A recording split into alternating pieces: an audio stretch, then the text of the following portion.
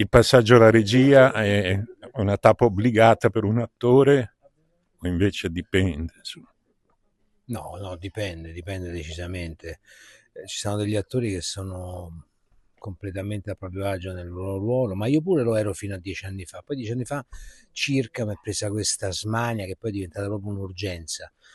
Stavo lavorando su un'idea mia originale, quando a un certo punto, originale nel senso che proprio non veniva da nessun'altra fonte, quando poi ho letto questo libro e mi ho detto, ecco, questa invece è veramente un'idea su cui mi sento di lavorarci fin da subito e di proporla a qualche produttore per poter finalmente fare sto benedetto passaggio dietro la macchina da presa.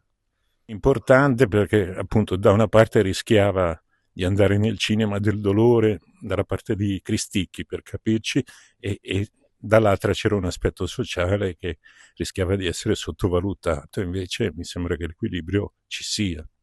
Beh, insomma, il mio film parla di un'avventura di questo ragazzo che si deve rimettere in piedi e per farlo va a lavorare in un ospedale pediatrico. Il pericolo di essere appunto di cadere e scivolare nel melò era lì a due passi, quindi è stata proprio una mia un punto d'orgoglio dire quella roba lì non mi interessa poi, a parte che c'era non ci voleva andare, ma poi non mi interessava perché secondo me sminuiva la forza di questa narrazione. C'erano invece tanti altri aspetti che mi interessava approfondire, come appunto, come dicevo prima, della caducità della vita, un discorso sul dolore, che è un qualcosa che va accolto e non sempre comunque rifiutato, sulla genitorialità, sul lavoro che identifica l'essere umano, non solo gli dà di che campare, sulla poesia, sulla bellezza che sono ancora convinto possa salvare il mondo. Insomma, diciamo che questi erano un po' gli argomenti che come stelle comete guidavano il mio cammino. Per fare questo bisognava appunto evitare di però scivolare in una china pericolosa che era quella del melodramma. I varesini hanno risposto bene, ci sono state un sacco di domande. Credo che la più bella sia stata quella riferito a cosa hai provato guidando un tram.